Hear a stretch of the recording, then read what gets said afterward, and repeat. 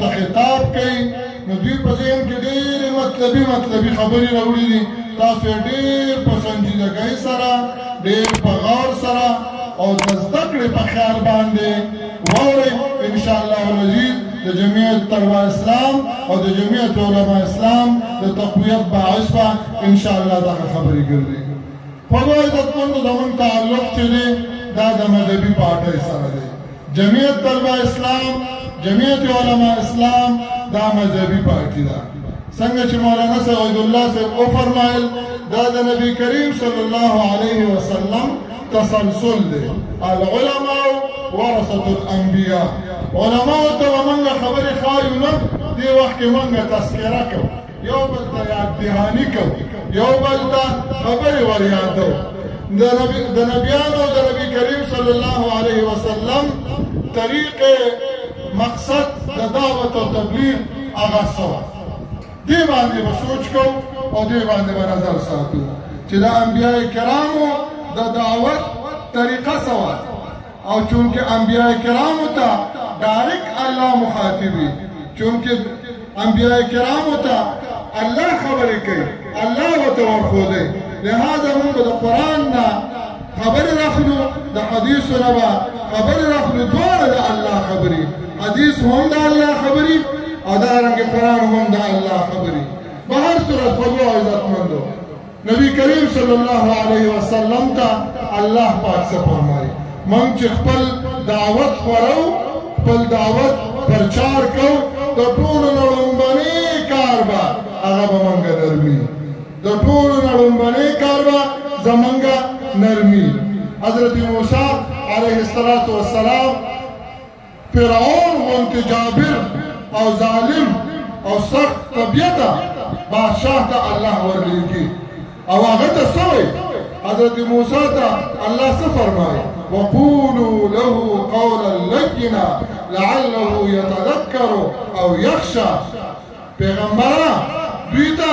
نرمه خبره کوه پسته خبره ورته کوه او د هغې نتیجه به سي نتیجه به مرتبه وپسي هغه دا وایي لعله يتذكر او يخشى دې به نصیحت قبول کړي دې به نصیحت قبول کړي او د الله نه به ویریږي نصیحت به قبول کړي او د الله نه به ویریږي خوږو عزتمندو دې باندې علما کرامو ډېرې په خپل تفاسیرو کې اوږدې خبرې کړي دي موږ اوږدې خبرې نه کوو موږ لنډې خبرې کوو چونکې علما کرام زیات ناست دي او افضل الانبیاء نبی کریم محمد مصطفی صلی الله علیه وسلم ته الله هم په دا طریقه باندې فرمایي خو لږ زیات ورته وایي زیاته خبره ورته کوي هغه ورته دا فرمایي فبما رحمة من الله لنت لهم ولو كنت فظا غليظ القلب لانفضوا من حولك فاعف عنهم واستغفر لهم وشاورهم في الامر فاذا عزمت فتوكل على الله ان الله يحب المتوكلين دي لك يوم ابتلى طلباء كرام وعلماء كرام دي لك يوم ابتلى هذا وشاورهم سره لګي هغه چې انبیاء کرامو ته خو ډایرکټ الله لارې ښیي چې داسې وکړه داسې وکړه نو بیا د مشورې څه فایده ده انبیاء ته یا نبي ته د مشورې څه فایده ده علما کرام په تفاسیرو کې لیکي چې د مشورې خوږو عزتمندو مېلمانه چې راځي هغوی ته مه ګورئ خپل سټیج طرف ته متوجه شئ نو دې ځای کې یو نقطه ده هغه دا چې علما کرام لیکي چې دا وشاورهم فی الامر دا راغلی دی نعره تکبیر نعره تکبیر مفتی طاهر الله درویش صاحب مفتی طاهر الله درویش صاحب جمعیت طلباء اسلام یو نعره سب لکم مارا آواز راکے نعره تکبیر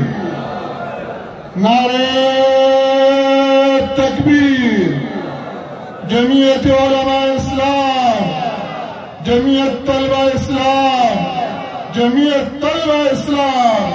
جمعیت طلبہ اسلام مولانا طاہر اللہ درویش صاحب مولانا طاهر الله درویش صاحب ټول علماء کرام خوږو عزتمندو ما دا خبره عرض کوله چې دې ځای کې وشاورهم فی الامر راغلی دی نو پیغمبر ته د مشورې ضرورت دی نو بیا ولې الله وایي چې دوی سره مشوره کوه علماء کرام لیکي دا د صحابه کرامو او یو امیر ته د خپل مامورینو یو امیر ته دا سبق ورکول کېږي چې د خپل مامورینو به حد درجه دلجویي کې د خپل مامورینو به حد درجه حوصله افزایي کې او د خپل مامورینو به چې ستا نه کم ماتحت دي د هغوی خیال ساتل دي په دې کې په هر طرف خوږو عزتمندو ما خبره د نرمۍ پورې نه رانیولې وه قرآن مجید کې الله تعالی فرمایي فبما رحمة من الله لنت لهم دا د الله مهرباني په ځان باندې وګڼه د الله مهرباني په ځان باندې وګڼه چې ته مهربانه راغلی وما ارسلناك الا رحمة للعالمين عالمین لفظ راغلی مؤمنان لفظ نه راغلی مسلمانان لفظ نه راغلی عالمین لفظ راغلی نو دلته الله فرمایي پیغمبر ته چې د الله په مهربانۍ باندې ته من نرم لېږلی دوی ته ته دوی ته نرم یې فبما رحمة من الله لنت لهم او بیا څه وایي د هغې نقصانات ښیي د سخت طبیعتۍ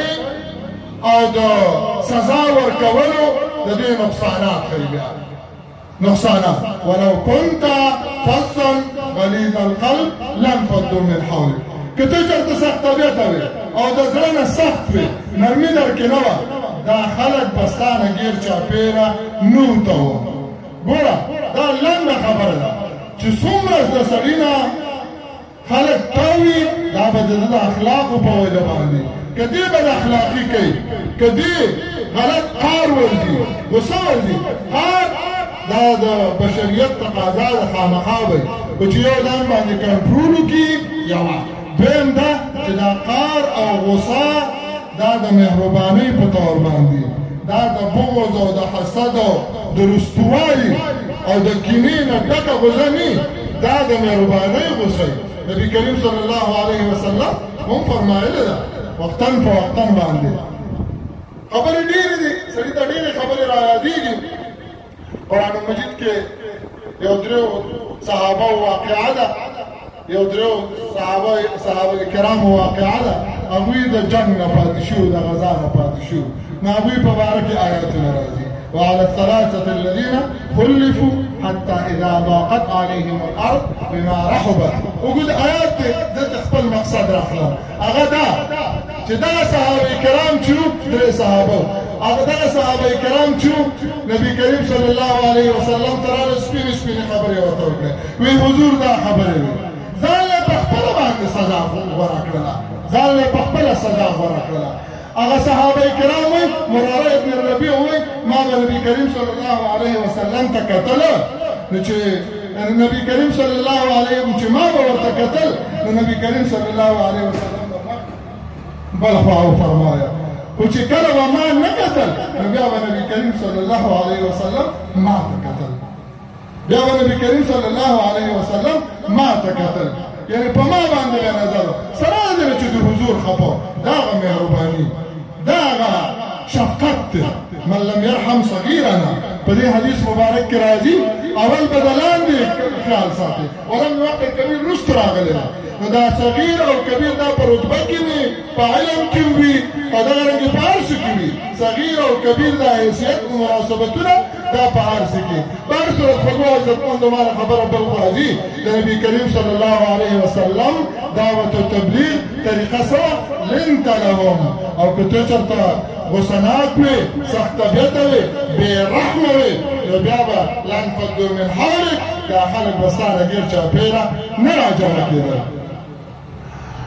فبما رحمة من الله لنت لهم ولو كنت فظا غليظ القلب لانفضوا من حولك فاعف عنهم کله کله به غلطي هم کېږي دوی ته به معافي کې وشاورهم في الامر دوی سره به مشوره کې فاذا عزمت فتوکل على الله بیا چې کله ته عزم وکړې نبي کریم صلی الله علیه وسلم په ګیره مبارکه کې سپین ویښته راغلل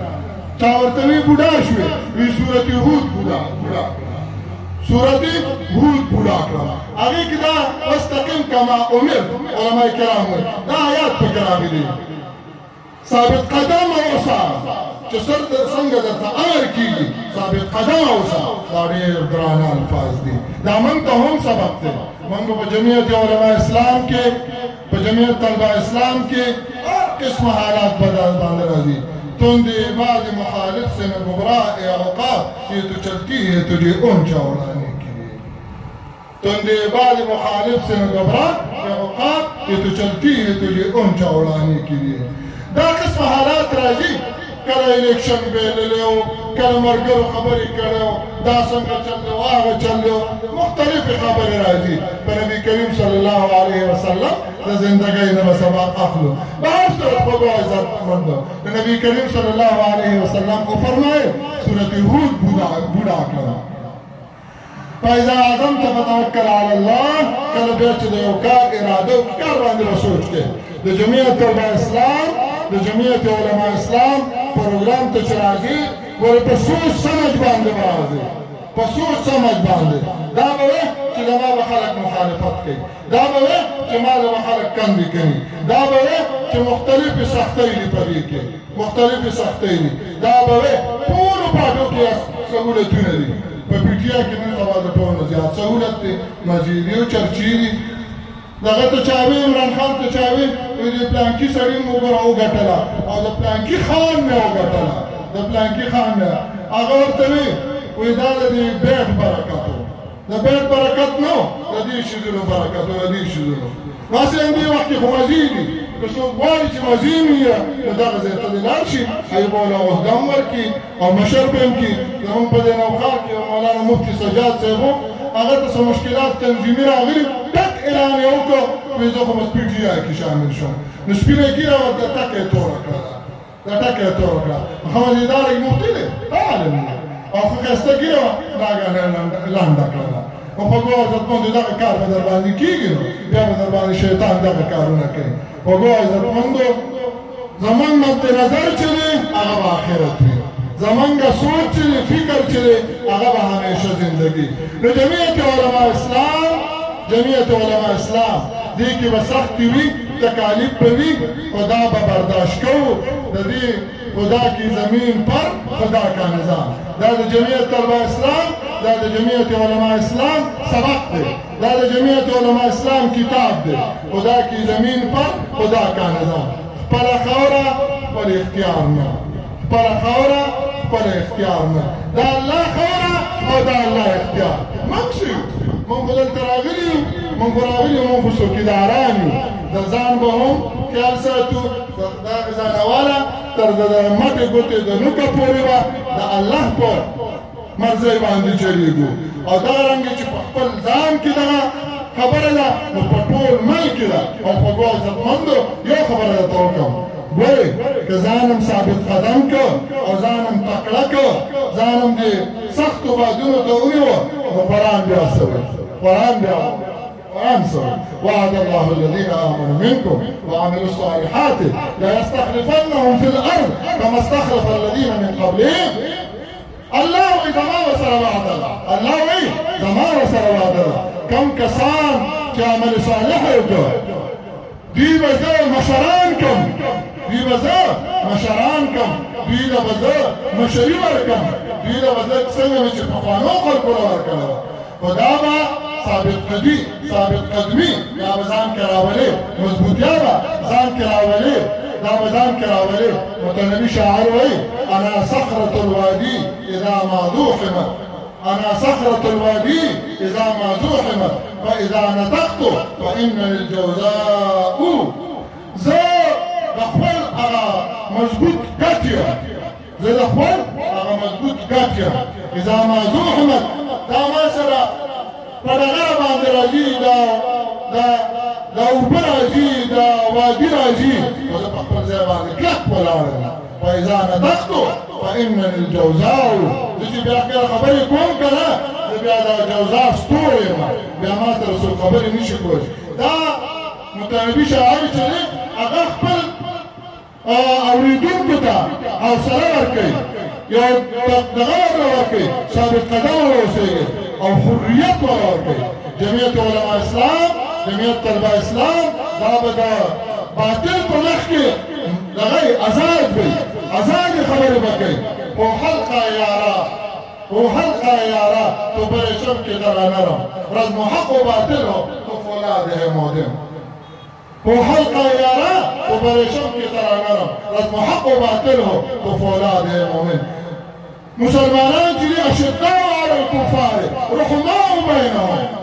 په کافرو باندې به سخت دي او په خپل منځ کې به نرم وي، او چې خپل منځ کې مجلس کوي د ریښمو په شان به نرم وي. او چې کله رزم و حق و باطل ho چې کله د باطل جګړې د باطل سره خبرې فولاد بیا به فولاد وي. اذلة علی المؤمنین اعزة علی الکافرین. قرآن وایي مسلمان سره به ملګري سره به ذلیله اوسېږي، کمزوري به اوسېږي، ذلیل په معنا د پس باندې نرم به اوسېږي. اذلة علی المؤمنین اعزة علی الکافرین. د باطل سره به مخالفه، د باطل سره به مخالفه، د کافر سره به مخالفه، د نظریې مخالف سره به مخالفه، خپل منځ کې به څه مخالفه کوي. والله عزتمندو دا د قرآن مجید آزاد دي، دا د قرآن مجید سبق دی موږ ته چې راکړی، او دا د جمعیت علما اسلام، دا د جمعیت طلبه اسلام دا سبق دی. نو د هغې په عوض کې به راسي یا به موږ الله تعالی بادشاهي راکړي. موږ هغه سبق لا زده کړی نه دی، موږ هغه خویونه ځان کې را راوستي دي کوم چې قرآن موږ ته ښایي، کوم چې موږ ته قرآن ښایي، کوم چې موږ ته حدیث ښایي. امام ابو حنیفه حضور صلی الله علیه وسلم خو هغه زمونږ د سر تاج د افضل الانبیا دی، خو زمونږ مشران اکابرین.